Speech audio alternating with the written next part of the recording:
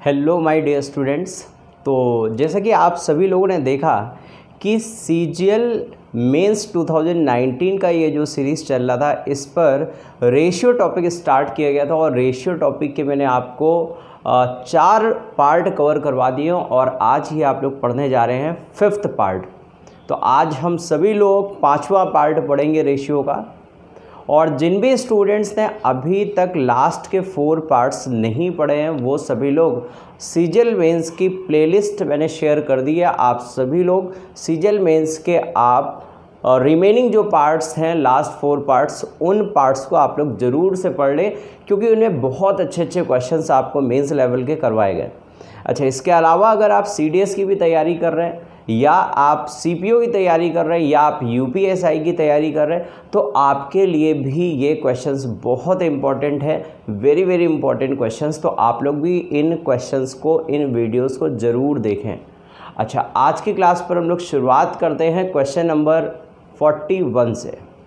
Question number 41 से हम लोग शुरुआत करते हैं। आज हम लोग रेशियो का 5th पार्ट पढ़ रहे हैं और जो भी इस चैनल पर नए स्टूडेंट्स हैं जिनको अभी कुछ नहीं पता कि किस तरह से क्लासेस रन हो रही हैं, वो प्लेलिस्ट पर जाकर के फर्स्ट वीडियो मींस इंट्रोडक्शन दिया गया था कि कितने क्वेश्चंस किस टॉपिक से आपके एग्ज़ाम्स पर आ रहे हैं, तो वो सारी चीज़ें आप वहाँ से देख सकते हैं। क्या शेड्यूल रहेगा नेक्स्ट 3 मंथ्स के लिए, वो भी आप वहाँ से देख सकते हैं। आप या जो हमारा टेलीग्राम चैनल है आप उसे ज्वाइन कर सकते हैं सो दैट आपको पीडीएफ वहाँ से प्रॉपर मिलती रहे और जो भी अदर इन्फॉर्मेशन है वो आप तक पहुँचती रहे। जल्दी से आप लोग शेयर कर दीजिए और हम लोग स्टार्ट करते हैं आज का फर्स्ट क्वेश्चन नंबर 41। तो देखिए 41 बहुत प्यारा सा क्वेश्चन है। अब जल्दी से आप लोग क्वेश्चन को रीड करिए। क्वेश्चन पर लिखा हुआ है boy and a girl play with pencil. बोला एक लड़का और एक लड़की पेंसिल से खेलते हैं। Girl broke the pencil into 2 parts. लड़की ने पेंसिल को 2 भागों में तोड़ दिया। The boy finds that the ratio of these 2 parts same as the ratio of length of pencil to the larger part. जरा इस लाइन को आप लोग ध्यान से समझिए। बोला गया the boy finds that the ratio of these 2 parts, मतलब कि अगर मैं आपसे ये बात बोलूँ कि एक मार्कर है, मान लेते हैं ये 2 टुकड़े हैं, ये पूरी एक पेंसिल थी, मान लेते हैं ये एक पूरी पेंसिल है और इस पेंसिल को 2 भागों में तोड़ दिया तो ये 2 भाग तैयार हो गए। 2 भागों में अगर तोड़ा तो ये 2 भाग तैयार हो गए, तो ये बड़ा पार्ट हुआ और ये छोटा पार्ट हुआ। तो इसने आपसे क्वेश्चन पर यही बात बोली है कि इन दोनों पार्ट्स का रेशियो पूरी पेंसिल की का जो भी रेशियो चलता है, इन दोनों पार्ट्स की लंबाइयों का जो भी रेशियो है वो रेशियो बराबर है। किस रेशियो के बराबर है? तो उसने बोला पूरी पेंसिल का बड़े टुकड़े से रेशियो के बराबर है। फिर से सुनिएगा, स्टेटमेंट बहुत इंपॉर्टेंट स्टेटमेंट है और ये इस पूरे क्वेश्चन पर ये एक सिंगल स्टेटमेंट आपको दे रखा है और यहीं से आपको क्वेश्चन को क्रैक करना है। फिर से समझिए, बोला गया ये जो पेंसिल थी, इस पेंसिल को हमने 2 भागों में तोड़ दिया तो ये 2 भाग निकल गए। अब ये बड़ा पार्ट है और ये छोटा पार्ट है। अब इसने बोला कि ये इन दोनों टुकड़ों की लंबाइयों का जो अनुपात है, मतलब कि बड़े पार्ट और छोटे पार्ट की लंबाइयों का जो अनुपात है वो अनुपात एक अनुपात के बराबर है। किस अनुपात के बराबर है? तो बोला पूरी पेंसिल का बड़े टुकड़े से अनुपात के बराबर है। पूरी पेंसिल मतलब ये, और बड़ा टुकड़ा जो ये आया था टूट करके, तो पूरी पेंसिल का बड़े टुकड़े से अनुपात के बराबर है। तो ज़रा इस बात को हम लोग यहाँ पर रिप्रेजेंट करते हैं और आप लोग समझने की कोशिश करिए।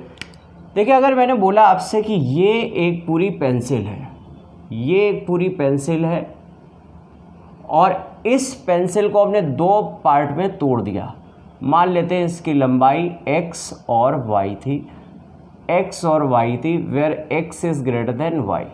ये हमने आपसे बोल दिया कि x और y लंबाइयों में हमने तोड़ दिया।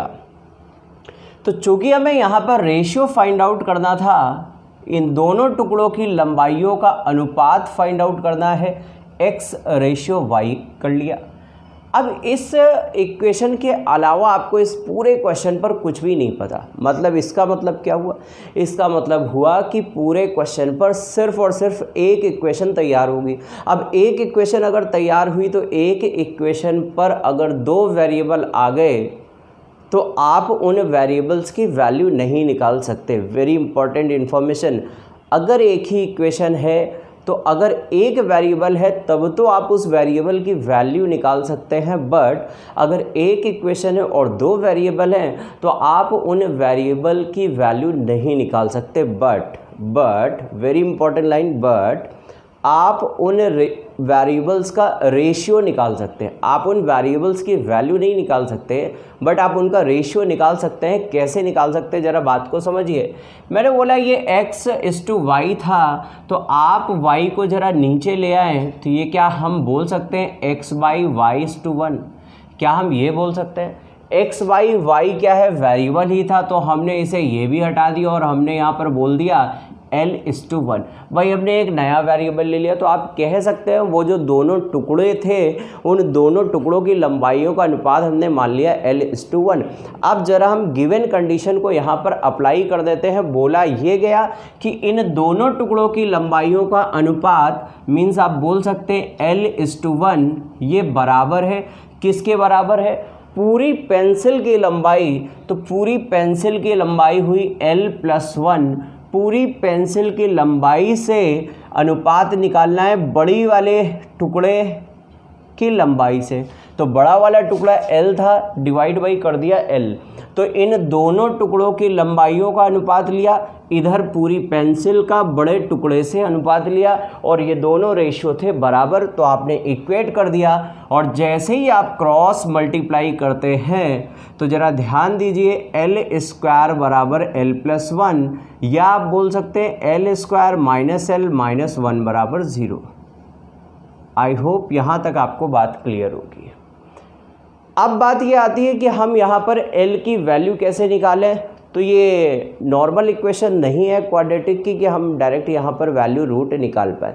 तो जब भी क्वाड्रेटिक इक्वेशन सॉल्व करनी होती है तो आप वहाँ पर यूज़ करते हैं श्रीधराचार्य। तो ज़रा श्रीधराचार्य का हम यहाँ पर यूज़ करें तो आप सभी को पता है कि L की वैल्यू क्या आएगी, -b plus minus √-b² minus 4ac divide by 2a। क्या यही वैल्यू आएगी? और आपने इस इक्वेशन को ज़रा कंपेयर किया किससे, ax² plus bx plus c = 0 से। तो यहाँ पर आपने देखा a की वैल्यू क्या आ जाएगी 1, a की वैल्यू आ जाएगी 1 और b की वैल्यू x का कोफिशिएंट या l का कोफिशिएंट से कंपेयर करें तो b की वैल्यू आएगी -1 और c की वैल्यू आ रही है -1। बस इस वैल्यू को ज़रा आप यहाँ पर पुट करें तो देखिए वैल्यू को पुट करने पर आपको L की वैल्यू क्या मिलेगी, -b, तो -1 हो गया +1, 1 प्लस माइनस √b², b की वैल्यू -1 है तो -1 का स्क्वायर करेंगे +1, -4ac, 4, a की वैल्यू 1 और c की वैल्यू -1, तो ये हुआ 1 + 4, ये हो जाएगा अंदर 1 + 4 और डिवाइड बाई 2a, a की वैल्यू 1। तो आप यहाँ से बोल सकते हैं एक वैल्यू तो आएगी 1 + √5/2 और दूसरी वैल्यू आएगी 1 - √5/2। और आपको पता है √5 की वैल्यू 1 के ऊपर होती है, √4 की वैल्यू होती है 2, तो √5 की वैल्यू 2 के ऊपर होगी।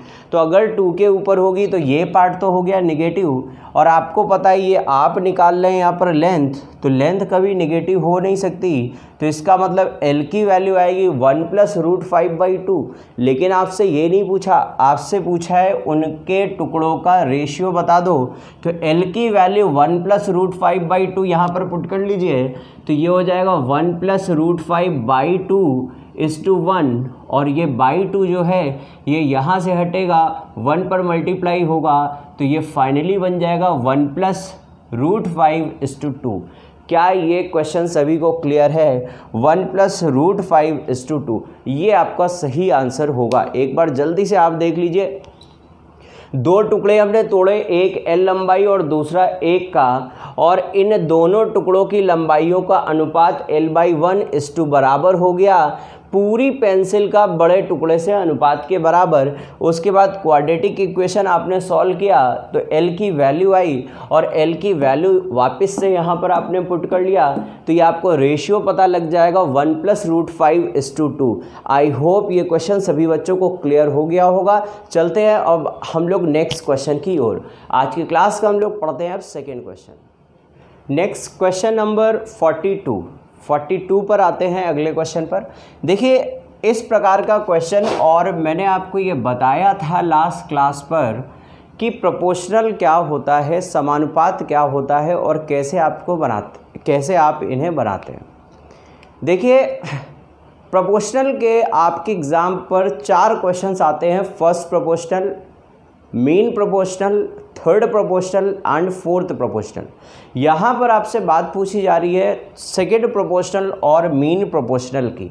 फर्स्ट प्रोपोर्शनल आपको लास्ट वीडियो में सभी को बताया गया था, सारे ही प्रोपोर्शनल मैंने बताए थे। जल्दी से आप बोलिए first proportional of 2 numbers A and B क्या होता है, A²/B। Mean proportional of 2 numbers A and B क्या होता है, √AB। And third proportional of 2 numbers A and B क्या होता है, B²/A। And fourth proportional of 3 numbers A, B and C वो क्या होता है, BC/A। आपसे पूछा है यहाँ पर सेकेंड और मीन प्रोपोर्शनल, जो कि आपको पता है होता है √AB ज्योमेट्रिक मीन। तो √AB आप यहाँ पर निकाल लीजिए, √AB आप यहाँ पर निकाल लीजिए। आपको 2 नंबर दिए हुए हैं 3 + √2 इंटू 12 - √32। तो आप ज़रा देखिए, अगर आपने यहाँ से 4 बाहर निकाला, मतलब आप 16 को यहाँ से बाहर निकालिए, तो यहाँ बाहर आएगा 4 और ये अंदर हो जाएगा √2। और जो 4 आया इधर से पूरे से, इस पूरे से अब 4 अगर आप कॉमन कर लेंगे तो आप इस बात को बोल सकते हैं 3 + √2 इंटू 4 अगर आपने कॉमन किया तो 3 - √2 बोल सकते हैं।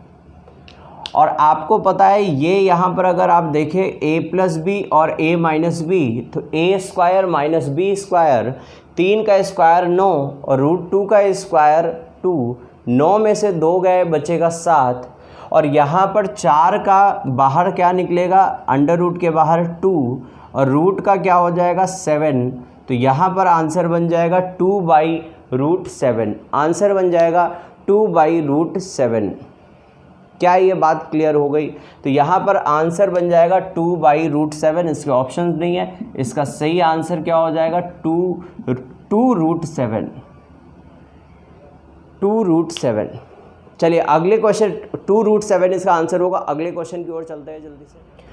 आइए समझते हैं नेक्स्ट क्वेश्चन, क्वेश्चन नंबर 43। बहुत ही बढ़िया क्वेश्चन है और इस क्वेश्चन के साथ में आप लोग जुड़े रहिए, क्योंकि इस क्वेश्चन पर पहले मैं आपको बताऊंगा इसका थोड़ा सा बेसिक कंसेप्ट। बेसिक तो मैं नहीं प्रैक्टिस करवा रहा हूँ यहाँ पर, बेसिक की प्रैक्टिस हम लोग की चलेगी, जो नेक्स्ट बैच आएगा उस पर हम लोग बेसिक पढ़ेंगे। अभी तो हम लोग प्रैक्टिस कर रहे हैं।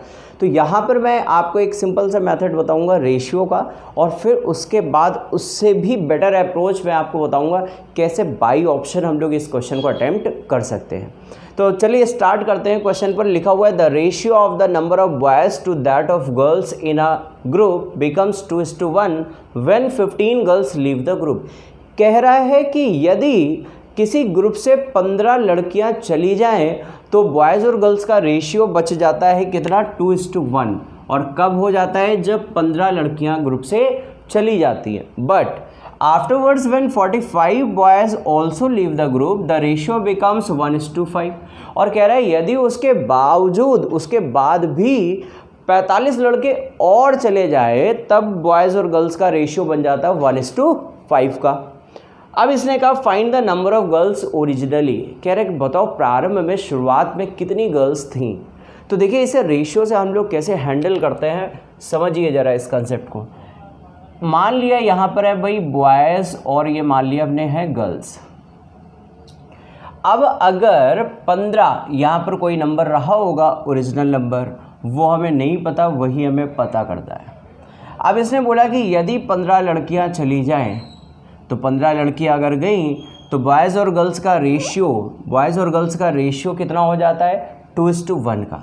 तो ये रेशियो बन जाएगा 2:1 का, और ये 2:1 का रेशियो कब बना है, जब 15 लड़कियां जा चुकी हैं। ये पहली कंडीशन आई इसकी।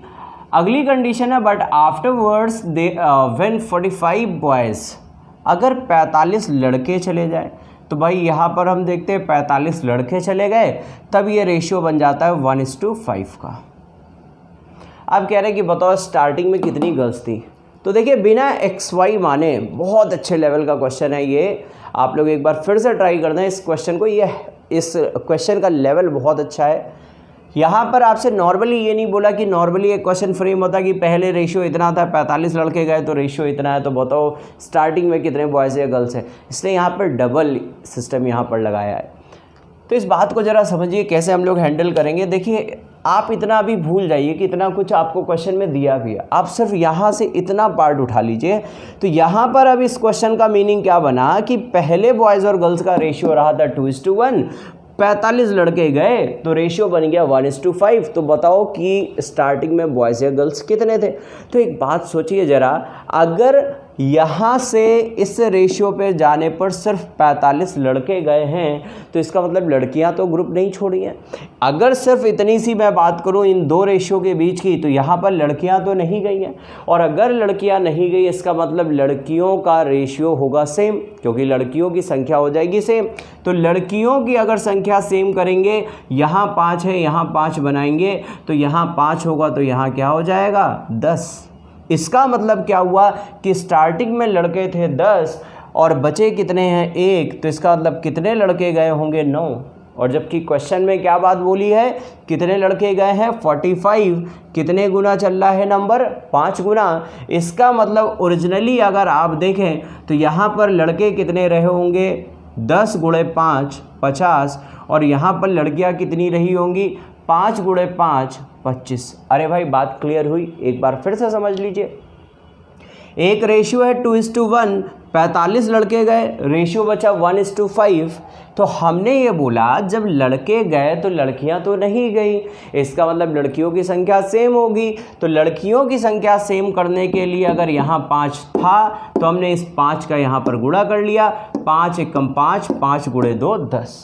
तो अब हमने ये देखा लड़कियों की संख्या तो हो गई सेम, लड़के हो गए 10 से 1, 10 से 1 हुए तो कितने कम हुए 9, और क्वेश्चन अकॉर्डिंग कितने कम हुए 45। तो कंपेयर करवा दीजिए, 9 = 45, तो कितने गुणा 5 गुणा, तो 5 का गुणा कर लेंगे, 5 × 10 हो जाएगा 50, और 5 × 5 हो जाएगा 25। मतलब 50 लड़के थे और 25 लड़कियां थी। बट इसके ऊपर भी एक स्टेप दिया है क्या, कि जब 15 लड़कियां चली जाती हैं तब बचती कितनी हैं 25। इसका मतलब स्टार्टिंग में लड़कियां कितनी रही होंगी 40। क्या ये क्वेश्चन सभी बच्चों को क्लियर हो गया? बहुत बढ़िया लेवल का क्वेश्चन था ये। 15 लड़कियां जाने के बाद अगर 25 बचती हैं तो इसका मतलब ओरिजिनली तो 15 लड़कियां ज़्यादा रही होंगी, तो 25 में 15 जोड़ा तो इसका सही आंसर क्या बन जाएगा, सी ऑप्शन। आई होप आप सभी बच्चों को ये बात क्लियर हो गई होगी। और अब मैं आपको बताता हूँ इसका एक और कंसेप्ट जो कि आप अप्लाई कर सकते हैं डायरेक्ट बाई ऑप्शन पर। तो देखिए आपसे क्या बात बोली गई थी, आपसे ये क्वेश्चन में बोला गया, आपसे इस क्वेश्चन में ये बोला गया कि पहले बॉयज़ और गर्ल्स कुछ थे, नहीं पता कितने थे, लेकिन इसने बोला अगर हम 15 लड़कियां यहाँ से हटा दें तो रेशियो हो जाता है 2:1 का, और अगर हम इसके बाद 45 लड़के हटा दें तो रेशियो हो जाता है 1:5 का। तो कह रहा है कि बताओ स्टार्टिंग में कितनी गर्ल्स थी, ये आपसे बात बोली गई। तो हम कोई कंसेप्ट अप्लाई नहीं करने वाले, क्यों? क्योंकि हमें तो ऑप्शन दिया है, ऑप्शन दिया तो हम ऑप्शन का यूज़ कर ले। सिर्फ कैसे यूज़ करेंगे, चूँकि अगर हमने मान लिया कि यहाँ पर 20 लड़कियाँ थीं, तो ज़रा सोचिए आप, अगर यहाँ पर स्टार्टिंग में 20 लड़कियाँ थीं तो 15 गई तो बची कितनी 5। अब 1 = 5 तो 2 = 10, तो 10 लड़के बचे। 10 लड़कों में से क्या 45 लड़के घटा सकते हैं? अरे 10 लड़के हैं तो 45 जाएंगे कहाँ से? भाई 10 ही लड़के हैं तो 45 लड़के कहाँ से हटेंगे, तो इसका मतलब ये डेटा गलत है। फिर से समझिए, मुझे पता है आपको हवा नहीं लग पाई है, आप फिर से समझ लीजिए इस बात को। क्या हमने आपसे ये बोला कि अगर हमने मान लिया स्टार्टिंग में 20 लड़कियां थीं, गर्ल्स अगर 20 थीं तो उसमें से कितनी निकल गई, ये क्वेश्चन के अनुसार है, ये क्वेश्चन में बोला, उसी डेटा को हम वेरीफाई कर रहे हैं क्या वाकई क्वेश्चन का ऑप्शन सही है। तो हमने बोला कि 20 लड़कियां मान लेते हैं थी स्टार्टिंग में, तो कितनी चली गई 15, तो 15 गई तो बची कितनी 5। तो अगर लड़कियां 1 बराबर है 5 तो बोलो 2 बराबर क्या हो जाएगा 10। मतलब अगर लड़कियां हैं 5 तो लड़के कितने हो जाएंगे 10। अब अगली कंडीशन बोलिए, क्वेश्चन में ही बोला है, हम लोग अपनी तरफ से अप्लाई नहीं कर रहे हैं, ये क्वेश्चन में ही बोला है क्या कि 45 लड़कियां गई तो 10 में से क्या 45 लड़के गए तो 10 में से क्या 45 लड़के जा सकते हैं, नहीं जा सकते। इसका मतलब पहला ऑप्शन ही गलत है। अच्छा, अगर हमने उठाया होता 30 में से 15 जाता, बचता 15, 1 बराबर 15 तो 2 बराबर 30, 30 में से भी क्या 45 लड़के जा सकते हैं, नहीं जा सकते, मतलब ये भी गलत था। अगर हमने उठाया होता 40 तो 40 में से 15 लड़कियां जाती, 25 बचती, 1 बराबर 25 होता तो 2 बराबर 50 होता, 50 में से 45 घटाते तो 5 आता, और लड़कियां एक भी गई नहीं तो 25 ही आता, और 5 और 25 का रेशियो क्या हो जाता 1:5 का। इसका मतलब आपका सी ऑप्शन सही हो जाता। क्या आप सभी को ये ट्रिक्स, ये कंसेप्ट आप सभी को पूरी तरह से क्लियर हो गया? अगर क्लियर हो गया तो जल्दी से थम्स अप मारिए, ओके यस मारिए, जल्दी से ओके और यस करिए। और अगर आपको वीडियो पसंद आ रहा है तो आप इस वीडियो को लाइक करिए, अपने दोस्तों को फटाफट शेयर कर दीजिए। तब तक हम लोग चलते हैं अब नेक्स्ट क्वेश्चन की ओर। आइए चलते हैं अब हम लोग अगले क्वेश्चन की ओर, क्वेश्चन नंबर 44। ये भी बहुत बढ़िया सा क्वेश्चन है, और इस क्वेश्चन में देखिए आपसे ये बात बोली गई, 2 candles of the same height are lighted at the same time. 2 same height की समान ऊंचाइयों की 2 मोमबत्तियां हैं जिनको एक ही समय पर जला दिया जाता है, सेम टाइम पर जला दिया जाता है। The first is consumed in 8 hours. पहली कैंडल 8 घंटे में पूरी तरह से जल जाती है और दूसरी कैंडल 6 घंटे में पूरी तरह से जल जाती है। Assuming that each candles burn at constant rate. ये भी बहुत बढ़िया सी लाइन लिखी हुई है, वेरी इंपॉर्टेंट लाइन। उसने बोला कि दोनों ही कैंडल्स एक समान दर से जलती हैं। In how much time after being lighted. जलने के कितने समय बाद इन कैंडल्स की लंबाइयों का, ऊंचाइयों का अनुपात 5:4 हो जाएगा। देखिए इस प्रकार के क्वेश्चन जब अभी आप पढ़ेंगे टाइम स्पीड डिस्टेंस पर, वहाँ पर भी मैं आपको करवाऊँगा। टाइम एंड वर्क पढ़ेंगे तब भी हम लोग इस प्रकार के क्वेश्चंस को वहाँ पर सीखेंगे। तब आपको अगर कंसेप्ट अभी तक नहीं पढ़ा है आपने एलसीएम का, तब तक आपको बहुत अच्छे से वो कंसेप्ट क्लियर हो चुका होगा क्योंकि एलसीएम हम यहाँ पर क्यों ले रहे हैं। आप कुछ भी जनरल, आप कोई भी हाइट ले लीजिए, आप मत लीजिए एलसीएम, आप सेम नंबर, ऐसे सेम नंबर ले लीजिए जो इन दोनों से डिविजिबल हो, सो दैट इनका आप सेम रेट पर निकाल पाएँ। देखिए हमने क्या काम किया, 2 कैंडल्स थी, थोड़ी देर के लिए आप समझ लीजिए इस क्वेश्चन में क्या बोला गया। 2 कैंडल्स हैं, सेम हाइट की हैं, पहली कैंडल 8 घंटे में जलती है और दूसरी कैंडल 6 घंटे में जल जाती है। 6 घंटे में जल जाती है। पहली कैंडल 8 घंटे में जलती है, दूसरी कैंडल 6 घंटे में जलती है। तो हमने 8 और 6 का एलसीएम ले लिया, तो 8 और 6 का एलसीएम क्या आ जाएगा 24। 8 और 6 का एलसीएम क्या आ जाएगा 24 मीटर। हमने मान लिया इन दोनों कैंडल्स की हाइट है 24 मीटर, 24 मीटर, दोनों सेम हाइट की हैं, तो हमने मान लिया दोनों कैंडल्स की हाइट है 24 मीटर। अब एक बात सोचिए, अगर पहली कैंडल 8 घंटे में पूरी तरह से जल जाती है तो 8 घंटे में 24 मीटर जल रही होगी, और अगर 8 घंटे में 24 मीटर जल रही है तो 1 घंटे में कितने मीटर जलेगी 3 मीटर, 3 मीटर पर आवर इसका रेट आया। और दूसरी कैंडल 6 घंटे में 24 मीटर जली तो 1 घंटे में जलेगी 4 मीटर, 1 घंटे में जलेगी 4 मीटर। इसने कहा बताओ अगर दोनों को एक टाइम पर जला दिया जाए तो जलाने के कितने समय बाद इनकी ऊंचाइयों का अनुपात 5:4 हो जाएगा। हमने मान लिया भाई दोनों को एक साथ आपने जलाया और जलाने के t घंटे बाद या x घंटे बाद इनकी ऊंचाइयों का अनुपात 5:4 हो जाएगा। हमने मान लिया t घंटे बाद। तो देखिए पहली कैंडल, ज़रा इसको एक बार आप अच्छे से समझ लीजिए और फिर उसके बाद मैं ये हटा दूंगा, इसकी कोई ज़रूरत नहीं है, सिर्फ आपको समझाने के लिए है कि आपके माइंड पर इमेज पूरी इस क्वेश्चन की छप जाए। तो हमने बोला 24 मीटर की कैंडल है भाई, t घंटे तक जलती है, तो 1 घंटे में कितने मीटर जलती है? 3 मीटर। तो t घंटे में कितने मीटर जलेगी? 3t metre. 24 में से अगर 3t मीटर जल गई तो ये बचेगी कितनी? 24 माइनस 3t मीटर। अरे बात क्लियर हुई? 24 में से अगर 3t घट गई, जल गई, तो बचेगी हाइट कितनी? 24 माइनस 3t मीटर, ये इसकी हाइट बच जाएगी। तो बस यहाँ से इसकी कहानी को हम लोग ख़त्म करते हैं और जल्दी से बोल दीजिए t घंटे में ये कितने मीटर जल जाएगी? t घंटे में ये कितने मीटर जल जाएगी? 4t metre. और बचेगी कितनी? 24 माइनस 4t मीटर। तो ये आपको लिखने की ज़रूरत नहीं थी, इसे केवल आपको समझाने के लिए यूज़ किया गया था।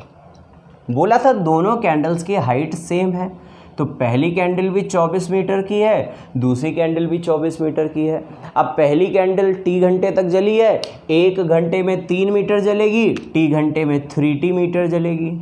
तो अगर 24 में से 3t जल गई तो बचेगी कितनी? 24 माइनस 3t।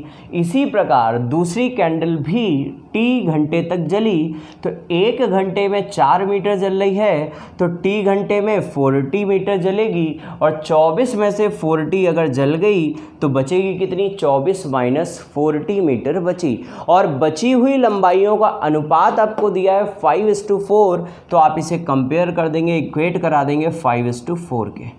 और यहाँ से आप t की वैल्यू निकाल लीजिए। देखिए 24 4 96, 24 पंचे 120, डिफरेंस कितने का आ गया? 24 का। और यहाँ पर 4 5 20, 4 3 12, डिफरेंस कितने का आ गया? 8t का। तो आप बोल सकते हैं सर t की वैल्यू क्या रही होगी? 3 आवर्स। t की वैल्यू क्या रही होगी? 3 आवर्स। मतलब जलने के t घंटे बाद इनकी ऊंचाइयों का अनुपात 5:4 होगा। तो वही आपसे टाइम पूछा गया था, then answer 3 hours. I hope सभी बच्चों को ये क्वेश्चन बहुत अच्छे से क्लियर हो गया होगा, और अगर क्लियर हो गया है तो अब हम लोग चलते हैं अगले क्वेश्चन की ओर। नेक्स्ट क्वेश्चन, आइए तो चलते हैं अगले क्वेश्चन की तरफ। Question number 45। क्वेश्चन नंबर 45 पर देखिए क्या लिखा हुआ है। In a school the number of boys and girls are in the ratio 5:3। बहुत बढ़िया क्वेश्चन है ये मेंस के लिए। और इस क्वेश्चन को मैं बता दूं, जब आपका बेसिक बैच स्टार्ट होगा तो इस प्रकार का क्वेश्चन आपको करवाया जाएगा, और वहाँ पर मैं बताऊँगा इस क्वेश्चन के 5 कंसेप्ट। इस क्वेश्चन को आप 5 कंसेप्ट से आप सॉल्व कर सकते हैं, जिस पर 2 आपको बेसिक के तरह के बताऊंगा और बाकी मैं एडवांस की तरीके से के तरह आपको बताऊंगा। अब बात ये आती है कि इस क्वेश्चन को देखिए यहाँ पर कितनी स्मार्ट अप्रोच से आप सॉल्व कर सकते हैं। इस बात को ज़रा आप ध्यान से देखिए। देखिए लिखा क्या हुआ है, in a school the number of boys and girls are in the ratio of 5:3। बोला गया है कि एक विद्यालय में बॉयज़ और गर्ल्स का रेशियो 5:3 है। Some new boys and girls took admission in the school in the ratio of 5:7। कुछ नए लड़के और लड़कियां 5:7 के रेशियो में एडमिशन्स लेते हैं। मतलब अगर 5 बॉयज़ हैं तो 7 गर्ल्स इस रेशियो में होंगे। हो सकता है डबल आ जाए, मतलब कि अगर 10 बॉयज़ आएंगे तो गर्ल्स कितनी आ जाएंगी? 14 आ जाएंगी। आगे बोला now the total number of students in the school are 1200। Now the total number of students in the school are 1200। अब उस विद्यालय में कुल लड़कों और लड़कियों की संख्या 1200 हो गई, जिसमें बॉयज़ और गर्ल्स का रेशियो 7:5 चल रहा था। एक बात ज़रा सोचिए कि 1200 को अगर 7:5 में आप तोड़ देंगे तो 7 और 5 को ज़रा जोड़िए, कितना होगा? 12। 12 बराबर 1200, तो 1 बराबर 100, तो 7 बराबर 700 और 5 बराबर 500। कहने का मतलब ये कि अगर बाद में टोटल बॉयज़ और गर्ल्स 1200 हो गए तो उसमें बॉयज़ होंगे 700 और गर्ल्स होंगी 500। Find the number of students initially. तो आपसे कह रहे हैं इनिशियली बताओ कितने विद्यार्थी थे। Total number of boys and girls initially कितने थे, ये बात आपसे पूछी जा रही है। अब देखिए इसका मैं बता दूं आपको, एक तो सबसे पहले आप XY तरीके से लगा सकते हैं इस पर, है ना। और एक्स वाई के भी दो मेथड है, दो तरह से आप लगा सकते हैं, मतलब डबल वेरिएबल पर भी आप लगा सकते हैं और साथ ही साथ आप सिंगल वेरिएबल पर भी लगा सकते हैं। दो तरीके तो आपके वो हो गए, दो तरह से आप लगा सकते हैं। तीसरा तरीका सुनिए, तीसरा तरीका क्या, आप इस पर एलिगेशन अप्लाई कर लीजिए, एलिगेशन से भी आप इस क्वेश्चन को लगा सकते हैं। चौथा तरीका जो अभी हम लोग यहाँ पर अप्लाई करने वाले हैं इस पर्टिकुलर क्वेश्चन पर, क्या, क्रॉस प्रोडक्ट। आपको हमने लास्ट वीडियो में बताया था क्रॉस प्रोडक्ट कैसे अप्लाई करते हैं। जब भी दो रेशियो मिल जाए, गैप मिल जाए, आप उठाइए और क्रॉस प्रोडक्ट अप्लाई कर दीजिए। तो हम यहाँ पर क्रॉस प्रोडक्ट अभी अप्लाई कर देंगे और इसके बाद भी एक तरीका और बाकी रह जाता है और वो तरीका क्या है, बाई ऑप्शनल अप्रोच। आप बाई ऑप्शनल अप्रोच सीधा सीधा मार सकते हैं। तो बाई ऑप्शन तो मैं अभी आपको तुरंत फटाफट इसे करके दिखाता हूँ, जबकि क्वेश्चन का लेवल बहुत बढ़िया है। क्या, find the number of students initially. बताओ स्टार्टिंग में कितने स्टूडेंट थे। एक बात बोलो, स्टार्टिंग में कितने थे, 5:3। कितने थे, 5:3। जरा जोड़ दो दोनों को, टोटल कितने हो गए, 8। और अगर टोटल 8 हो गए तो वही नंबर पॉसिबल है जो कि 8 से कटेगा। और 8 की डिविजिबिलिटी बच्चा बच्चा जान रहा है। 8 की डिविजिबिलिटी क्या होती है, लास्ट की 3 डिजिट या तो 000 हो और या फिर लास्ट की 3 डिजिट 8 से डिविजिबल हो, then whole number will be divisible by 8। तो लास्ट की 3 डिजिट क्या 8 से डिविजिबल हैं, नहीं। क्या 8 से डिविजिबल हैं, 8 से अगर आप यहाँ पर काटते हैं तो 8 कम 8 कितना बचेगा, 1। और 15 120, मतलब 1 बच जाएगा। तो 1 से 8 1, तो ये कट रहा है। और 12 96, अच्छा ये भी कट रहा है, तो यहाँ पर ये नहीं कट रहा है। तो यहाँ फिर बाई ऑप्शनल अप्रोच से आप नहीं जा सकते क्योंकि 12 96 हो जाएगा। ये 8 से 2 ऑप्शन कट गए। तो अब आपको क्या तरीका रह पाएगा आपके पास, वो है कि आप इस पर फटाफट अगर अप्लाई करना चाहते हैं तो आप क्रॉस प्रोडक्ट अप्लाई कर दीजिए। तो देखिए क्रॉस प्रोडक्ट से कैसे अप्लाई करेंगे, समझिए।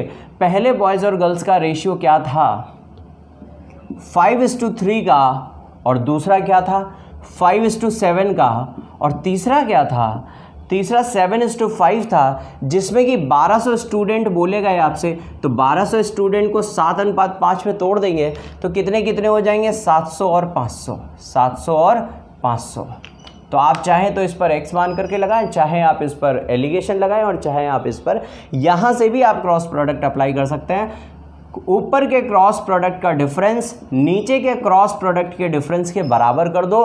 7 5 35, 5 3 15, 35 और 15 का डिफरेंस होगा 20, और नीचे 7 7 49 और 5 5 25, तो डिफरेंस हो जाएगा क्रॉस प्रोडक्ट का 2400। 20 बराबर है 2400, तो 1 बराबर कितना हो जाएगा, 120। और 1 बराबर 120 है तो 5 बराबर कितना हो जाएगा, 600। और 3 बराबर कितना हो जाएगा, 120 का गुणा करो जल्दी से, 360। तो अगर बॉयज़ पूछता तो 600, अगर गर्ल्स पूछता तो 360, और अगर टोटल पूछा है तो 960। तो बोलिए जल्दी से आंसर क्या होगा, option number B. I hope आप सभी बच्चों को क्लियर हो गया होगा, और जिनको अभी भी क्लियर नहीं हुआ है, वीडियो प्लेलिस्ट पर जा कर के आप सभी वीडियोस को एक बार ज़रूर देख लें। और मैं बता दूं, वीडियोस एक दिन के लिए लाइव रहेगा, जिस दिन लाइव रहेगा वो, और उसके अगले दिन तक वो एक्टिव रहेगा, और उसके बाद वो प्राइवेट कर दिया जाएगा। तो आप कोशिश करिए कि आप लाइव ही जुड़िए, सो दैट अगर आपको कुछ भी डाउट आता है तो आप उसी टाइम आप डाउट पूछ लीजिए, और रिवीजन के तौर पर नेक्स्ट डे तक वीडियो आपके पास रहेगा, सो दैट आप अपना घर पर नोट्स भी बना लीजिए। चलिए अगले क्वेश्चन की ओर चलते हैं। नेक्स्ट क्वेश्चन नंबर 46, बहुत बढ़िया क्वेश्चन आ गया ये भी।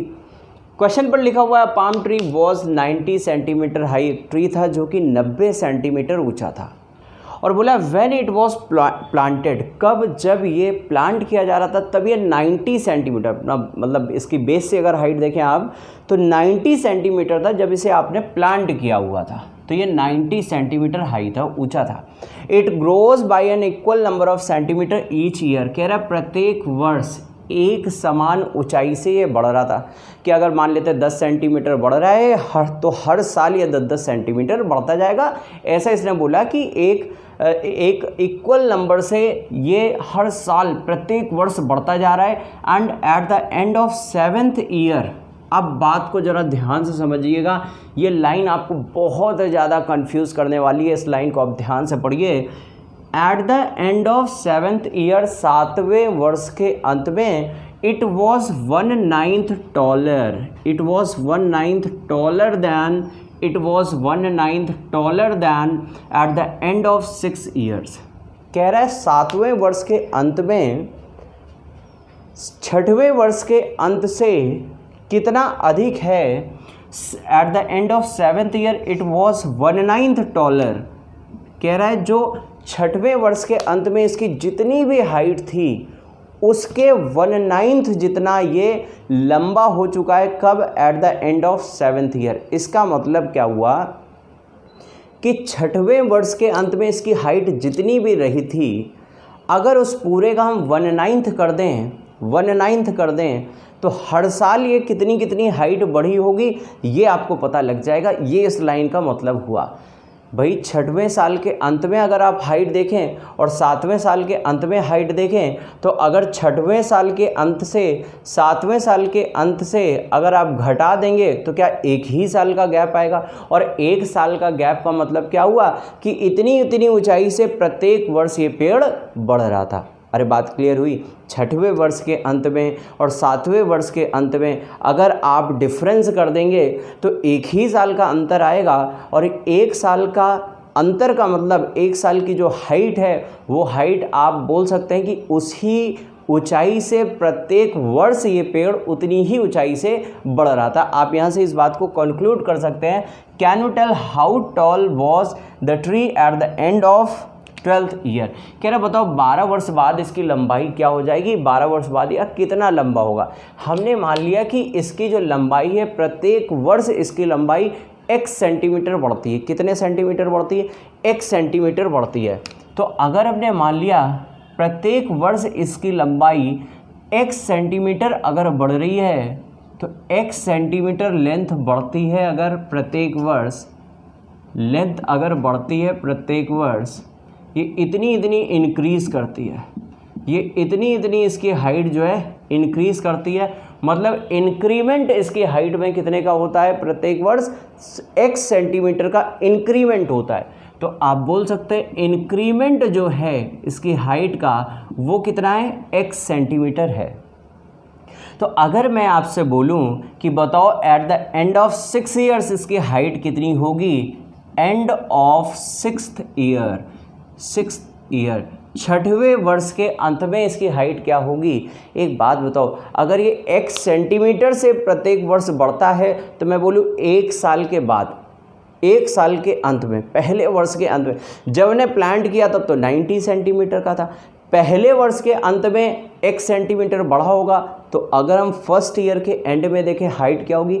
90 सेंटीमीटर का प्लांट था, 1 सेंटीमीटर बढ़ गया तो टोटल हाइट क्या हो जाएगी 90 + x।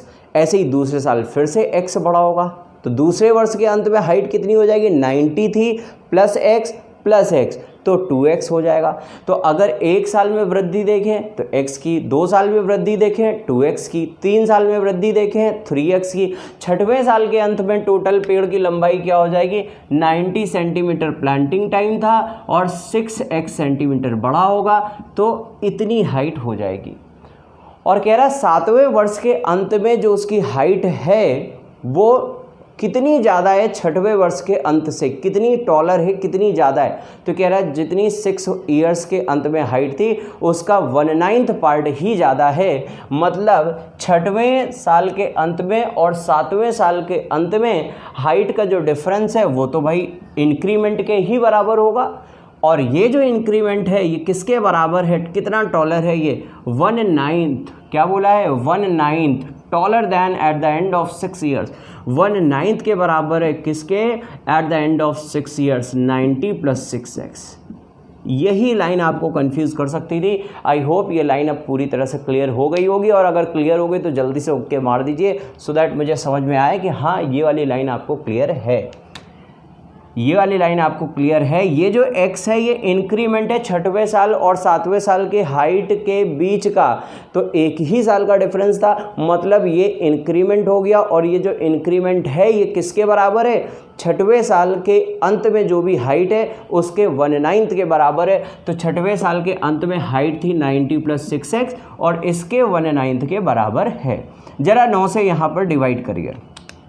9 को अंदर ले जाएंगे, 10 प्लस 9 को अंदर ले जाएंगे, 3 2 ज़ा 3 3 ज़ा 2/3x, तो ये x के बराबर। अच्छा ये तो बेसिक इक्वेशन है, सभी बच्चे सॉल्व कर सकते हैं भाई। 3 का इसमें गुणा करेंगे, इसमें गुणा करेंगे, 3x हो जाएगा। 3 का इसमें गुणा करेंगे, 3x - 2x, x बराबर कितना हो जाएगा 30। तो आप बोल सकते हैं यहाँ से x बराबर कितना आपने निकाल लिया 30। बहुत बढ़िया क्वेश्चन है ये, x बराबर आ गया 30। अब आपका क्वेश्चन सॉल्व हो चुका है। बोला at the end of 12th year, 12वें साल के अंत में हाइट क्या होगी, तो end of 12th year, end of 12th year क्या हाइट हो जाएगी 90, तो इसकी बेस हाइट थी, प्लस इसके साथ में कितना हो जाएगा 12 साल के अंत में, तो 12x हो जाएगा, और x बराबर कितना पुट करेंगे 30, तो 12 3 36 और 9 45। आप बोल सकते हैं हाइट कितनी हो जाएगी 450। ऑप्शन नंबर क्या हो जाएगा फर्स्ट। आई होप सभी बच्चों को क्वेश्चन पूरी तरह से क्लियर हो गया होगा। चलिए अगले क्वेश्चन की ओर चलते हैं। अब नेक्स्ट प्रैक्टिस करते हैं हम लोग क्वेश्चन नंबर 47 क्वेश्चन में देखिए आपसे क्या बात बोली है। इस प्रकार का आपको एक क्वेश्चन मैं और ऑलरेडी प्रैक्टिस करवा चुका हूँ, आप लास्ट वीडियो में भी आप चेक कर सकते हैं। इस प्रकार का question, ₹860 distributed in 45 people in which man women and children are included. बोला गया है कि 860 रुपये को 45 लोगों में आपको विभाजित करना है। Ratio of part of man, all man women and children gets 12 15 16 का अनुपात है। जो कुल धनराशि थी 860 रुपये थे, उसे डिवाइड कर दिया है किसमें 12:15:16 में। Whereas the ratio of part of one man, woman and children is 6:5:4, और कह रहे हैं इनमें से प्रत्येक पुरुष, प्रत्येक महिला और प्रत्येक बच्चे को मिलने वाला धनराशि का अनुपात है 6:5:4, 6:5:4 का। Find the share of one man, one women and one child. कह रहा है कि आपसे प्रत्येक पुरुष, प्रत्येक महिला और प्रत्येक बच्चे को मिलने वाला शेयर, हिस्सा ज्ञात कीजिए। तो देखिए बहुत ही आसान प्रकार का क्वेश्चन होता है। आप जुड़े रहिए इस वीडियो के साथ में। आपको अभी मैं 2 प्रकार से ये क्वेश्चन करवाने वाला हूँ। एक तो पहला बेसिक छोड़ दीजिए, बिल्कुल रेशियो के हेल्प से करवाऊँगा, और फिर सीधा सीधा आप बाई ऑप्शन जाएंगे। बाई ऑप्शन आपको सीधा सीधा करवाऊँगा। तो आइए इस क्वेश्चन को सॉल्व करते हैं। देखिए लिखा हुआ है ₹860। सबसे पहले तो आपने लिखा मैन, वुमेन एंड चाइल्ड। अब बोला है इनमें से सभी को टोटल धनराशि जो मिल रही है, वो ऑल जो पार्ट्स था इसका धनराशि का, वो था 12:15:16, और ईच पार्ट था, ये तो ऑल पार्ट था, टोटल पार्ट आप बोल सकते हैं कि टोटल जो शेयर था वो इस रेशियो में गया था, सभी पुरुषों, सभी महिलाओं और सभी बच्चों में। और जो प्रत्येक पुरुष, प्रत्येक महिला, प्रत्येक बच्चे को मिला था, वो रेशियो आपको दिया था 6:5:4। यहाँ से आप क्या काम कर सकते हैं, यहाँ से आप निकाल सकते हैं नंबर ऑफ़ कैंडिडेट्स। यहाँ से आप नंबर ऑफ़ कैंडिडेट्स निकाल सकते हैं। कैसे निकाल सकते हैं, एक बात सोचिए। अगर मैं बोलूँ प्रत्येक पुरुष को मिले हैं 6 रुपये और सभी पुरुषों को मिले हैं 12 रुपये, एक पुरुष को मिले हैं 6 और सभी पुरुषों को मिले हैं 12, इसका मतलब पुरुषों की संख्या, नंबर ऑफ़ मैन कितने रहे होंगे 2। तो आप जान सकते हैं यहाँ से 6 से डिवाइड किया 2 पुरुष होंगे, एक महिला को 5 रुपये मिल रहे हैं, सभी को 15 रुपये मिल रहे हैं, इसका मतलब महिलाओं की संख्या क्या रही होगी 3, बच्चों की संख्या क्या रही होगी 4 से डिवाइड कर देंगे 4। तो नंबर ऑफ़ कैंडिडेट्स 2 3 4 के अनुपात में होंगे। जरा आप इन कैंडिडेट्स को जोड़िए, 4 3 7 2 9, और 9 बराबर आपको कितना दिया हुआ है 9 बराबर टोटल नंबर ऑफ़ कैंडिडेट्स का रेशियो आपने निकाला है ना। तो नंबर ऑफ़ कैंडिडेट्स कितने दिए हुए हैं 45, मतलब कितने गुना दिया हुआ है 5 गुना। तो जरा आप 5 गुना कर लीजिए, तो मैन हो जाएंगे 10, वुमेन हो जाएंगी 15 और बच्चे हो जाएंगे 5 4 20। ये आपने नंबर ऑफ़ कैंडिडेट्स निकाल लिए। अब चूंकि आपको जो टोटल धनराशि 860 रुपये थी, वो किस रेशियो में विभाजित की जा रही है, किस रेशियो में डिस्ट्रीब्यूट की जा रही है, वो भी आपको पता था कि सभी पुरुषों को 12:15:16 में मिल रहे हैं, पुरुषों, महिलाओं और बच्चों को। तो टोटल धनराशि को 12, 15, 16 के रेशियो में तोड़ दीजिए, जरा इसे जोड़िए तो ये 12 और 15 हो जाएगा कितना 27, 27 6 33, 10 43, 43 इक्वल टू हो गया 860, मतलब कितने गुना 20 गुना। तो जरा 20 गुना करेंगे तो 240 रुपये आएगा, 20 गुना इधर करेंगे 300 रुपये आएगा, 20 गुना करेंगे तो 200 रुपये आएगा। क्या ये बात सभी को क्लियर हो गई? टोटल धनराशि को डिवाइड कर लिया, टोटल नंबर ऑफ कैंडिडेट्स को डिवाइड कर लिया। अब आपको ये बात पता लग गई कि 10 पुरुषों को मिल रहे हैं 240 रुपये, तो अगर 10 पुरुषों को 240 रुपये मिलेंगे तो एक पुरुष को कितने रुपए मिलेंगे 24। तो यहाँ पर 24 वाला ऑप्शन देखा तो ये दोनों ऑप्शन तो वैसे ही कैंसिल हो गए। अब अगर महिलाओं की बात करें तो 15 महिलाओं को 300 रुपये मिल रहे हैं, तो एक महिला को मिलेंगे 20 रुपये, मतलब ऑप्शन नंबर फर्स्ट आपका सही हो जाएगा। और अगर बच्चों की बात करें तो 20 बच्चों को 200 रुपये मिल रहे हैं, तो एक बच्चे को मिलेगा 10 रुपये। आपने 20 से डिवाइड कर लिया 10 रुपये। क्या ये बात सभी बच्चों को क्लियर हो गई है? एक बात सोचिए फिर से कि ये सब इतना आपको एग्जाम हॉल के अंदर करने की ज़रूरत नहीं है। क्यों? क्योंकि आपसे share of each man, women and child पूछा गया और आपको शेयर का रेशियो ऑलरेडी बताया था, इंडिविजुअल रेशियो आपको ऑलरेडी बताया था। क्या रेशियो बताया था? 6, 5, 4। तो आप बिना इस क्वेश्चन को सॉल्व किए अपने ऑप्शन पर जाकर के 6, 5, 4 का रेशियो सर्च कर सकते थे। कैसे? तो समझिए इस बात को ज़रा। अगर मैं आपसे बोलूँ यहाँ पर, अगर मैं बोलूँ कि एक ऐसा ऑप्शन सर्च कर लो जो कि 6, 5, 4 के अनुपात में हो, क्योंकि इंडिविजुअल रेशियो है 6, 5, 4 और वही आपसे पूछा गया था। तो एक ऐसा ऑप्शन सर्च कर लो जो 6, 5, 4 के अनुपात में हो। तो 6 से कटने वाली संख्या थी फर्स्ट और थर्ड ऑप्शन। 6 से पहला वाला रेशियो तो कट ही नहीं रहा, तो ये ऑप्शन हो नहीं सकता। ये भी ऑप्शन नहीं हो सकता क्योंकि ये 6 का मल्टीपल नहीं है, 6 से कट नहीं रहा है, तो ये ऑप्शन नहीं हो सकता। अब पॉसिबल ऑप्शन क्या है? या तो फर्स्ट या फिर थर्ड। तो जरा चेक करिए। अच्छा, 6 से अगर 24 बना होगा तो इसका मतलब 4 गुना होगा। तो बस इस पूरी रो में, इस पूरे रेशियो में 4 का गुणा कर लीजिए। 4 छंग 24, 4 पंचे 20, 4 4 16। तो ऑप्शन नंबर क्या हो जाएगा?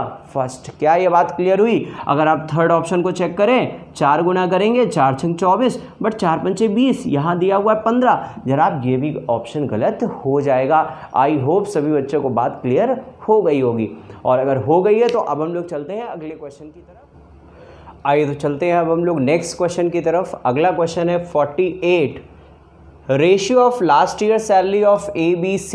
देखिए इस प्रकार का क्वेश्चन भी आपको प्रैक्टिस करवाया जा चुका है लास्ट वीडियोस पर, जिस पर मैंने आपको सिर्फ 2 कैंडिडेट्स लिए थे, और इस बार अब हम लोग यहाँ पर ले रहे हैं 3 कैंडिडेट्स। और इस क्वेश्चन को प्रैक्टिस करते हैं जल्दी से। लिखा हुआ है ratio of last year salary of ABC was in the ratio 3:4:5।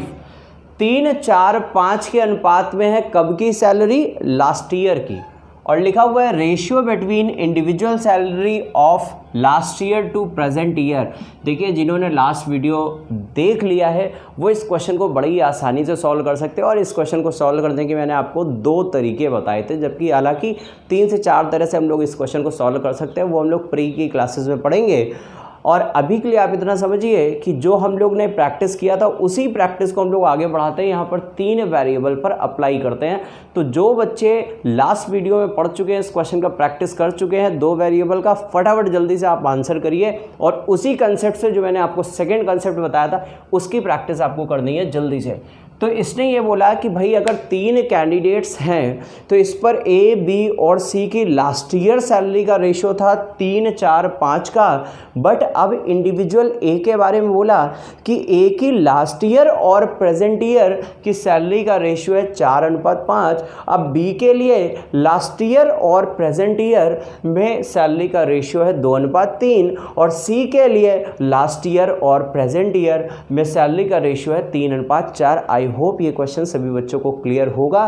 पहला जो रेशियो दिया है ये तीनों के लिए लास्ट ईयर की सैलरी का दिया है ABC का, बट जो बाद में रेशियोज दिए हैं ये इंडिविजुअल रेशियो दिए हैं। A का last year to present year, B का last year to present year and C का last year to present year.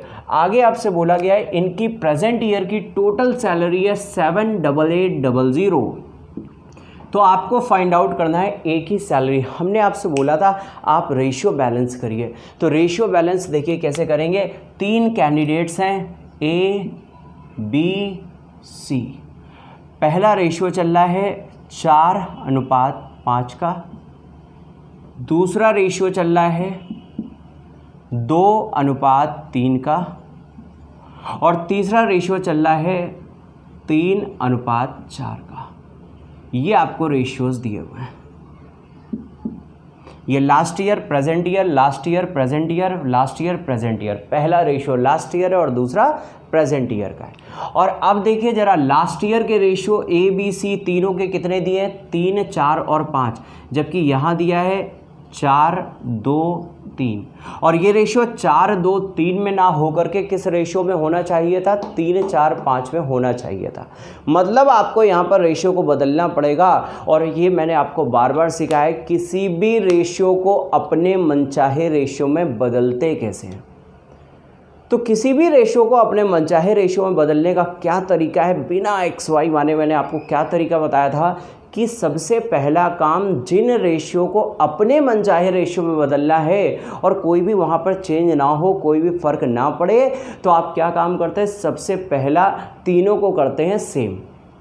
तीनों को आप सेम करेंगे, और तीनों का सेम कैसे करेंगे, उन तीनों का एलसीएम ले लीजिए और जो भी एलसीएम आए वही उन तीनों नंबर को बना दीजिए, तो वो रेशियो हो जाएंगे सेम। और जैसे ही सेम हुए तो उसका अगर आप रेशियो बनाते हैं तो 1:1:1 का रेशियो बनेगा। और लेकिन हमें 1:1 तो नहीं चाहिए, हमें जो चाहिए अब हम उससे कर देंगे मल्टीप्लाई। तो अगर इसकी बात करें तो यहाँ पर देखिए क्या काम करेंगे, 4, 2 और 3 को हमें बदलना है 3, 4, 5 में। तो 4, 2, 3 का एलसीएम लीजिए जल्दी से। 4, 2 और 3 का एलसीएम होता है 12। एलसीएम क्या होता है, 12। जल्दी से बोलो एलसीएम क्या होगा, 12। तो सभी को 12 बना लो। 4 को 12 बनाएंगे तो बोलिए कितने का गुणा करेंगे, 3 का। 2 को 12 बनाएंगे तो कितने का गुणा करेंगे, 6 का। और 3 को 12 बनाएंगे तो कितने का गुणा करेंगे, 12 का। क्या अब सभी के पहले वाले रेशियो 12, 12, 12 सेम हो गए, मतलब 1, 1, 1, 1:1:1 का रेशियो आने लगा। बट हमें 1, 1, 1 का नहीं चाहिए, हमें रेशियो किसका चाहिए, 3, 4 और 5 का। तो अब आप कर दीजिए जो रेशियो चाहिए उस रेशियो से कर दीजिए मल्टीप्लाई। तो 3, 4, 5 का कर दिया मल्टीप्लाई। अब जैसे ही आपने 3, 4, 5 का मल्टीप्लाई किया तो आप देखिए ज़रा इस रेशियो में, पहले वाले रेशियो में आपने किसका मल्टीप्लाई किया, 9 का। लेफ्ट हैंड साइड पर आपने किसका मल्टीप्लाई कर लिया, 9 का। अब ये रेशियो चेंज हो जाएगा। अगर आपने सिर्फ लेफ्ट हैंड साइड पर ही 9 का मल्टीप्लाई किया तब तो ये रेशियो बिगड़ जाएगा। रेशियो को बिगाड़ना भी नहीं है, तो अगर यहाँ पर 9 का मल्टीप्लाई किया तो बैलेंस रखने के लिए राइट साइड भी 9 का मल्टीप्लाई कर दो। यहाँ पर कितने का मल्टीप्लाई किया, 24 का, राइट साइड भी 24 का मल्टीप्लाई कर दो। यहाँ पर कितने का मल्टीप्लाई किया, 20 का, तो राइट साइड भी 20 का मल्टीप्लाई कर लो। अब आपने देखा रेशियो भी चेंज हो गया और रेशियो बदला भी नहीं। आपका मनचाहा रेशियो भी मिल गया और रेशियो बदला भी नहीं। आपसे क्या बात बोली गई, प्रेजेंट ईयर की सैलरी इतनी है, ये लास्ट ईयर होगा और ये प्रेजेंट ईयर होगा। पहला वाला रेशियो सबका लास्ट ईयर है और बाद वाला रेशियो सबका प्रेजेंट ईयर है। प्रेजेंट ईयर की सैलरी देखो ज़रा, यहाँ पर कितनी है, 9, 5, 45। यहाँ पर कितनी है, 24, 3, 72। और यहाँ पर कितनी है, 20, 4, 80। तो ये आपको प्रेजेंट ईयर के रेशियो मिल गए। प्रेजेंट ईयर की टोटल इनकम पता है। क्या आप इस इनकम को इस रेशियो में तोड़ सकते हैं? बिल्कुल तोड़ सकते हैं। आपसे शेयर पूछा गया ए का, तो ए का शेयर क्या हो जाएगा, 45 बटे टोटल। 45 बटे टोटल, टोटल कितना हुआ, 5 और 2 7, 8 7 15 4 19, 45 बटे 197।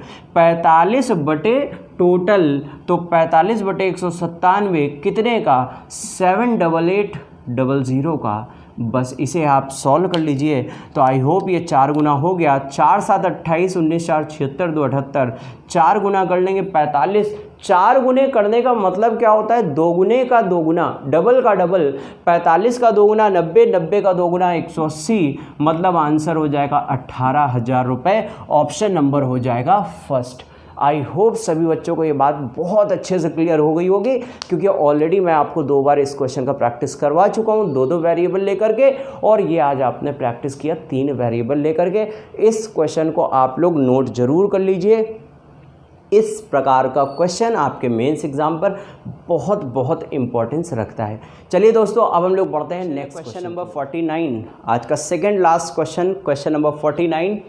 लिखा हुआ है ₹600 is divided among A, B and C in such a way that. बहुत अच्छा क्वेश्चन है ये। कह रहा है 600 रुपये को ए, बी और सी में इस प्रकार विभाजित करना है कि यदि ए के 2/5 भाग से हम 40 रुपये ज़्यादा कर दें, ये लिखा हुआ है 40 मोर ऑफ 2/5 पार्ट ऑफ ए के 2/5 भाग से हम 40 रुपये ज़्यादा कर दें, और बी के 2/7 भाग से हम 20 रुपये ज़्यादा कर दें, और सी के 9/17 भाग से हम 10 रुपये ज़्यादा कर दें, तो ये आपस में बराबर हो जाता है, आर इक्वल, तो ये आपस में बराबर हो जाता है। तो बोला then find the value of B, तो आपको बी की वैल्यू फाइंड आउट करनी। एक पल के लिए मैं आपको बता दूं, ये क्वेश्चन है तो वाकई में बहुत लंबा, बट इस क्वेश्चन पर आपको एक छोटा सा स्टेप मिल गया जिससे आप ये क्वेश्चन तुरंत उड़ा सकते हैं। बट इन केस अगर इस बार आपका एग्जामिनर ज़्यादा सोच पाया, तो हो सकता है ऑप्शन ऐसे सेट कर दे जो ऑप्शन मैं अभी आपको करवाने जा रहा हूँ कि ऑप्शन की दम पर आप सॉल्व कर सकते हैं। आपसे बोला है पार्ट ऑफ बी बता दो। पार्ट ऑफ बी क्या है, 2/7 है। पार्ट ऑफ बी क्या है, 2/7 ऑफ बी है ना, मतलब बी पार्ट का 2/7 भाग निकालना पड़ेगा। इसका मतलब कहीं ना कहीं जो बी पार्ट है वो 7 से कट जरूर रहा होगा। तो एक ऐसा ऑप्शन देख लो जो 7 से कट रहा है। क्या पहला ऑप्शन 7 से कट रहा है? नहीं। क्या दूसरा कट रहा है? नहीं। क्या चौथा कट रहा है? नहीं। तो इसका सही आंसर क्या हो जाएगा? C option. क्या ये बात क्लियर हो गई? तो ये तो मैंने आपको बता दिया कि भाई ऑप्शन से आप उड़ा सकते हैं, बट इन केस इस बार अगर एग्जामिनर ज़्यादा स्ट्रांग हुआ, हो सकता है ऐसे नंबर से यहाँ पर रख ले जो कि 7 से कटने वाले 2 से 3 नंबर रख ले, तब आपको पूरा प्रोसेस करना पड़ता है। अच्छा, ये क्वेश्चन मैं बता दूँ, थोड़ा सा आपको इक्वेशंस बनाना पड़ेगा। तो एक बार मैं आपको बेसिक से बता देता हूँ कैसे इक्वेशन बनानी है आपको, और फिर उसके बाद मैं आपको बताऊँगा कि थोड़ा सा स्मार्ट अप्रोच से भी हम लोग इस क्वेश्चन को कैसे सॉल्व कर सकते हैं। तो जरा आप जुड़े रहिए इस वीडियो के साथ में और इस क्वेश्चन को पूरा अच्छे से एक बार आप समझ लीजिए। बहुत अच्छा क्वेश्चन है ये। देखिए, आपसे ये बोला गया कि अगर हम a के 2/5 भाग से 40 रुपये अधिक कर दें, तो हमने मान लिया a के 2/5 भाग से 40 रुपये अगर अधिक किया, तो a के 2/5 भाग से अगर 40 रुपये अधिक कर लिया और b के 2/7 भाग से 20 रुपये अधिक कर लिया और c के 9/17 भाग से 10 रुपये अधिक कर लिया, तो बोला ये आपस में बराबर हो जाता है। जैसे ही आपने ये इक्वेट कराया, ये बोला तो ये बोला आपस में बराबर हो जाते हैं, ये आपने इक्वेट करवाया और इक्वेट करवा के हमने मान लिया ये हो जाता है भाई x के बराबर या k के बराबर हो जाता है। तो क्या आप ये पहला वाला पार्ट उठा करके x से कंपेयर कर सकते हैं? तो क्या हम यहाँ से a की वैल्यू निकाल ले जाएंगे? बोलिए जल्दी से, बीच का सब कुछ भूल जाइए, कुछ लिखा है बराबर x मान लीजिए। तो x - 40 और 2/5 है तो राइट साइड जाएगा, तो ये फ्रैक्शन पलट जाएगा, 2/5 से बन जाएगा 5/2। तो ये वैल्यू किसकी हो जाएगी? a की। मतलब आप a की वैल्यू बोल सकते हैं क्या? x - 40 को उधर भेज देंगे, x - 40 फ्रैक्शन हो जाएगा 5/2।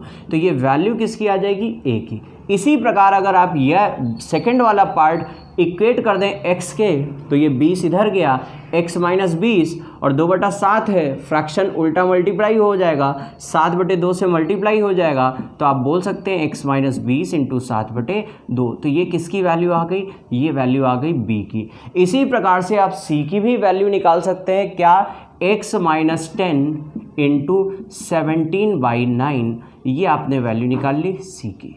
और अगर आप ए बी और सी तीनों को जोड़ते हैं, ये ए था, ये बी था और ये सी था, अगर आप इन तीनों को जोड़ते हैं तो बोलिए ये किसके बराबर हो जाएगा? टोटल धनराशि आपको दी हुई है 600 रुपये, तो ये बराबर हो जाएगा 600। क्या इस इक्वेशन को सॉल्व करके सभी बच्चे x की वैल्यू निकाल सकते हैं? बहुत हल्की सी छोटी सी लीनियर इक्वेशन है।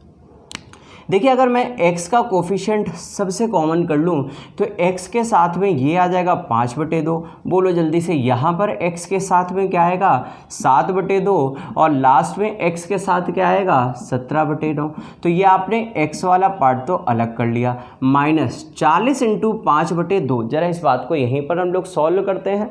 इस बात को देखिए हम लोग यहीं पर सॉल्व करते हैं। 40 × 5/2, 40 में जरा 2 से भाग दीजिए 20, 20 × 5 हो जाएगा 100, तो माइनस का हो गया 100, 2 से काटेंगे 10, 10 × 7 हो गया 70, माइनस का हो गया 70 और यहाँ पर कुछ भी कैंसिल नहीं हो पाएगा, 170 आ गया 9 और ये बराबर है 600 के।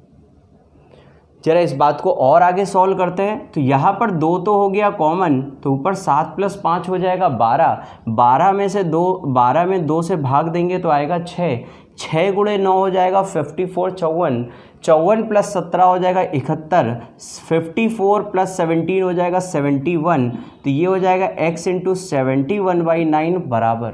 अब जरा इस बात को हम लोग सॉल्व करते हैं, वहाँ राइट साइड भेज करके जोड़ देंगे इसे। तो जरा ध्यान दीजिए, 100 में 70, -100 -70 -100 -70 जुड़ेगा, -170 आ जाएगा, 170 आ जाएगा।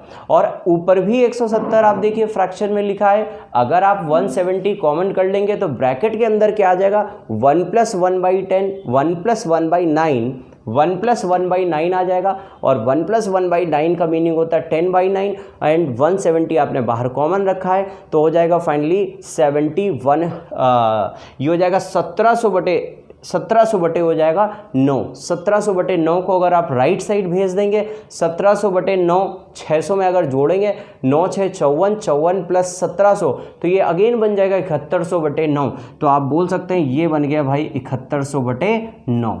तो इसका मतलब 71/9 दोनों से कैंसिल हो जाएगा। तो x की वैल्यू आप बोल सकते हैं 100।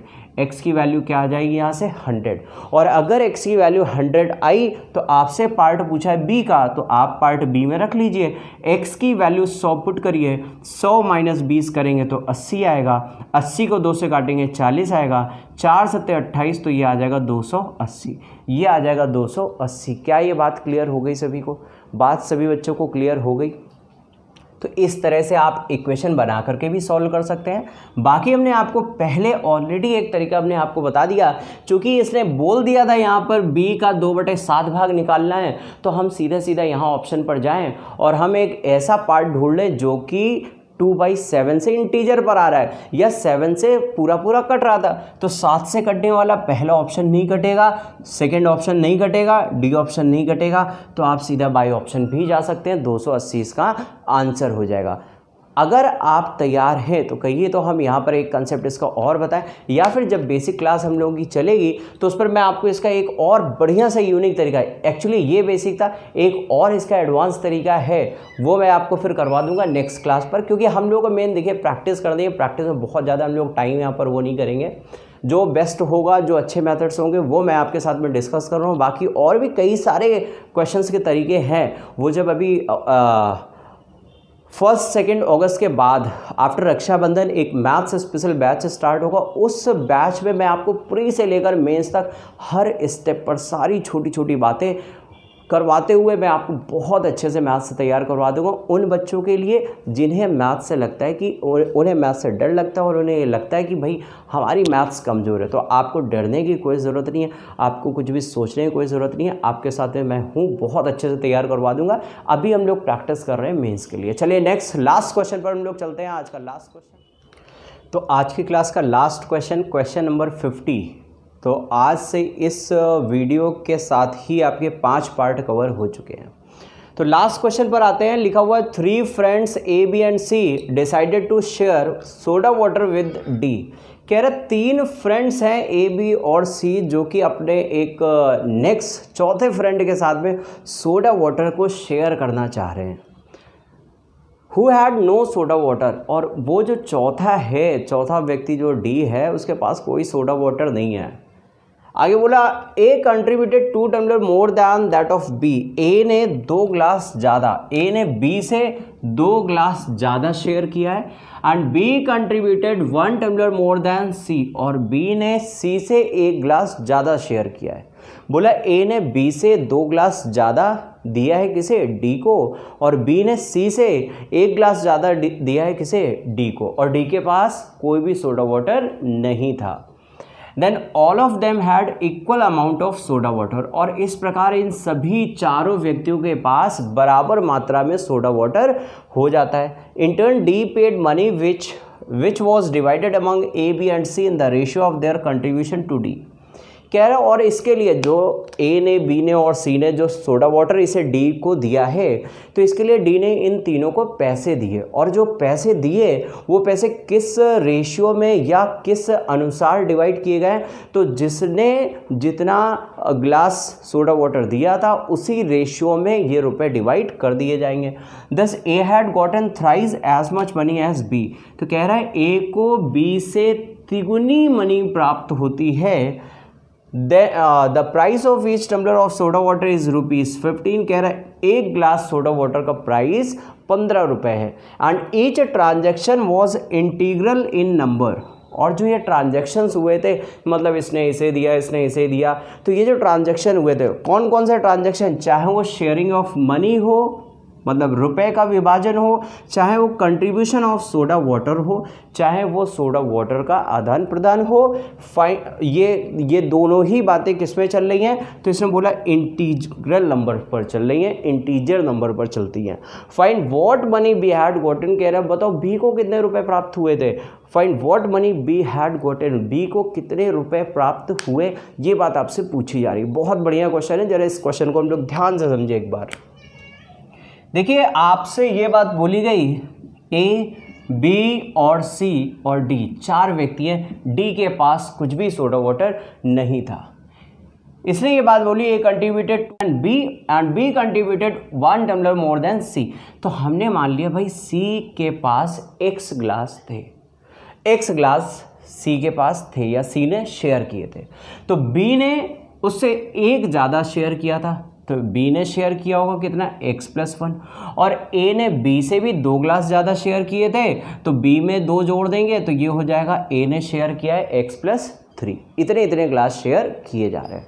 और इसने बोला कि जैसे ही इतने ग्लास शेयर किए गए तो क्या बोला, then all of them had equal amount of soda water, मतलब यहाँ पर सबके पास बराबर सोडा वाटर हो गया। तो एक बात बताइए, टोटल अगर आप देखें तो ये टोटल कितना हो गया 3x+4, टोटल कितना हो गया 3x+4, और अगर सबके पास टोटल अगर 3x+4 है और चारों लोगों के पास अगर बराबर है, इसका मतलब 3x+4 डिवाइड बाई 4 हो जाएगा। सबके पास इक्वल हुआ ना, टोटल 3x+4 सोडा वाटर है, और अगर सभी के पास बराबर है तो इसका मतलब इक्वल अगर करना है तो 4 कैंडिडेट्स में बराबर बांट दो, डिवाइड बाई 4 कर दो, तो ये कितना हो जाएगा 3x+4/4।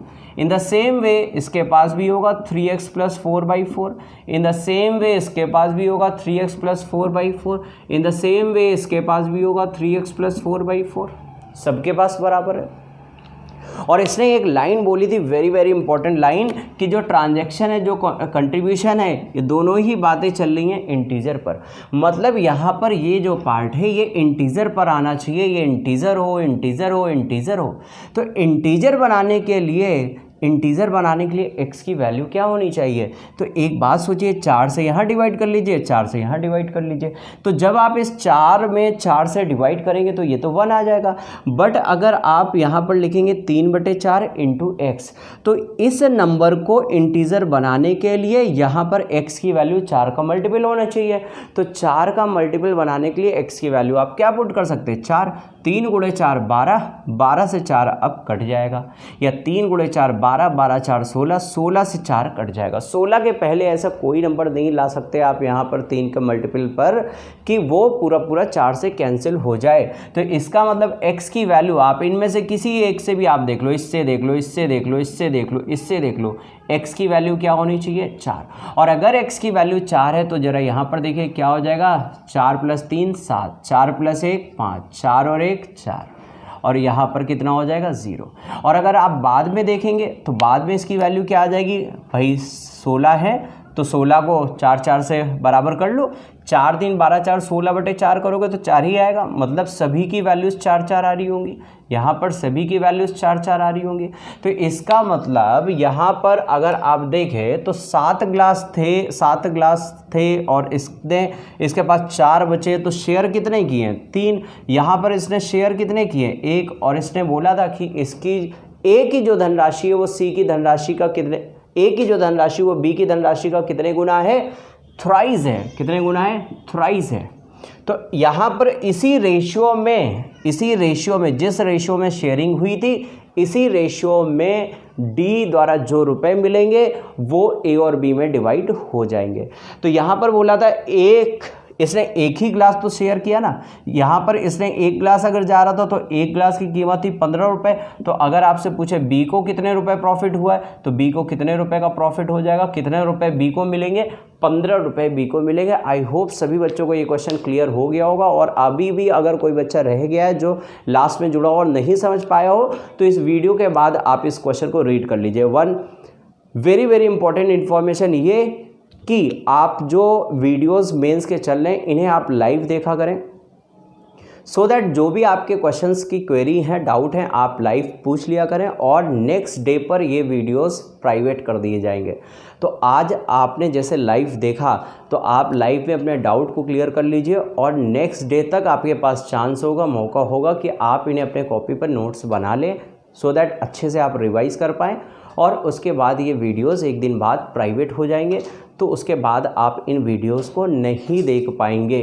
फिर वो जा कर के सीजीएल के मेंस के टाइम पर ये वीडियोस ओपन किए जाएंगे। तो अभी आपके पास मौका है, आप लाइव आया करिए सभी बच्चे और ज़्यादा से ज़्यादा बच्चों को आप लोग जोड़िए। चलिए आज के लिए हम लोग इतना ही रखते हैं और आपके ये 5 पार्ट्स रेशियो कवर हो चुके हैं। मैंने आपको 10 पार्ट्स के लिए बोला था, जिनमें 5 पार्ट्स कवर हो चुके हैं। बहुत अच्छे से आप इन वीडियोस का रिवीजन करते रहिए, इस बात का पूरा प्रॉमिस है। आपको सारे अच्छे लेवल के क्वेश्चंस आपको कवर करवाए जाएंगे, डे बाय डे आप लोग देखते जा रहे हैं। चलिए आज के लिए हम लोग इतना रखते हैं। Thank you so much guys.